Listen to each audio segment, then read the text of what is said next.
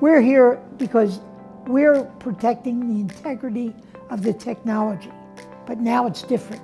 Now people are finally finding out that, wow, there's value in the energy in the ground. Because before it was like, let's look for deep G. And nothing against deep G, except it takes a lot of money to find it. Okay, it's usually out west. Or if it's direct use, it's in middle America. You're not going to find it in Philadelphia or Nashville. You'll find schools though.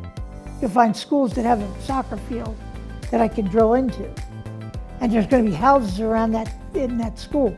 So we can actually go out from there, but always have an anchor tenant, meaning the school right there.